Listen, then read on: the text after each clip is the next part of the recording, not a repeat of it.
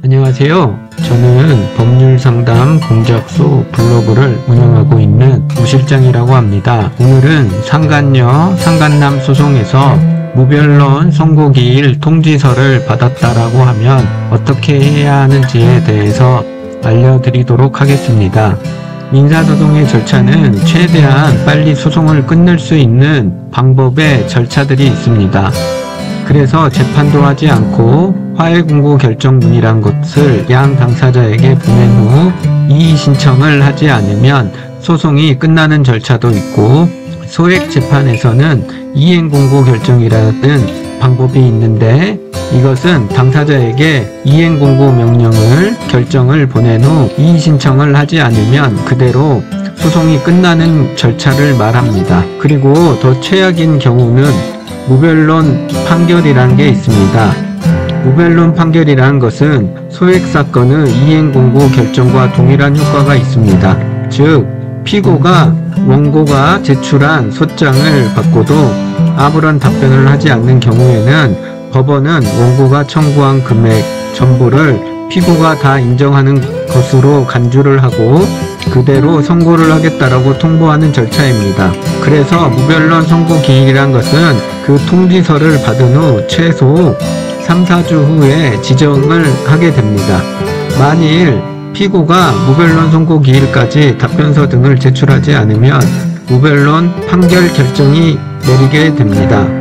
여기서 문제는 무변론 판결의 경우에는 원고가 청구한 말도 안 되는 금액 전부가 인정된다는 사실입니다. 피고들은 그제야 아차하고 항소를 통해 대응하는 분들이 정말 많습니다. 그렇게 되면 원고의 입장에서는 변호사를 다시 선임해야 하는 등 비용도 추가로 들게 됩니다. 피고들의 문제는 원고가 가집행을 통해서 피고의 재산에 대해서 강제집행을 할 수 있다는 사실입니다. 즉, 피고가 항소를 해서 항소심이 진행되더라도 1심 판결문을 가지고 피고의 재산에 강제집행을 할 수가 있습니다. 그러하기 때문에 피고는 본인을 위해서 또는 원고를 위해서라도 최대한 무변론 선고는 피해야 합니다. 무변론 선고 기일을 취소하는 방법은 아주 간단합니다. 법원에 답변서만 선고 기일 전까지 제출하면 됩니다. 만일 본인이 정신이 없어서 또는 여러가지 이유로 인해서 답변서를 제출하지 못해 무변론 선고기일 통지서를 받았다 하더라도 그때라도 답변서를 제출하면 무변론 선고기일은 취소가 됩니다. 답변서는 무변론 선고기일 전까지 제출해도 되고, 만일 그 전까지 제출하지 못했다라고 하면 무변론 선고기일 당일에 재판에 참석해서 답변을 해야 합니다. 가장 안전한 것은 답변서를 최대한 빨리 제출하면 되고, 늦더라도 선고기일 전날까지 제출하면 됩니다. 만일 본인이 일 때문에 법원 방문이 어렵다라고 하면 빠른 등기 우편으로 답변서를 제출해야 됩니다. 그리고 만일 업무 시간에 법원을 못 간다라고 하면 저녁이라도 법원에 가서 당직실에 문서를 제출할 수 있습니다.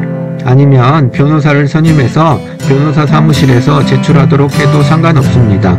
어떤 분들은 자신의 잘못한 것이 맞으니까 할 말이 없다는 식으로 말하는 경우가 있습니다.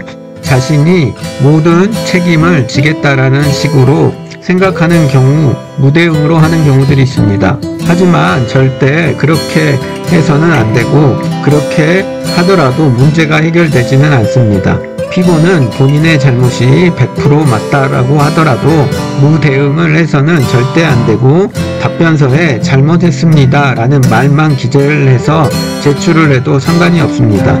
아니면 반성문 또는 사과문을 제출해도 상관이 없습니다. 그렇게 제출하더라도 법원은 무변론 선고기일을 무조건 취소하게 됩니다.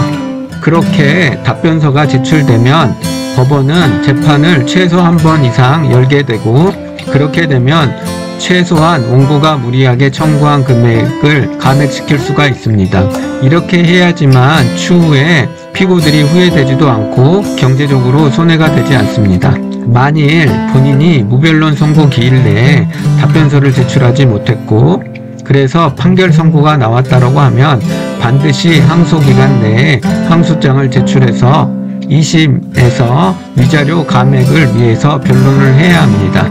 절대 그대로 있을 경우 피고 혼자만 독박을 쓰게 되고 경제적인 피해는 최대로 증가하게 됩니다. 종합해보면 피고가 숙장을 받고도 아무런 대응을 하지 않으면 법원은 무변론 선고 기일이란 통지서라는 것을 보내주게 됩니다. 무변론 선고라는 것은 피고가 원고의 청구 금액을 100% 인정하는 것으로 간주하기 때문에 원고가 청구한 금액 100%가 인정되는 경우가 대부분입니다. 그러하기 때문에 무변론 선고기일 통지서를 받은 경우에는 최대한 빨리 답변서를 제출해야 하고 늦어도 선고기일 전날까지는 접수하는 것이 가장 좋은 방법이라는 점 꼭 참고하시길 바랍니다.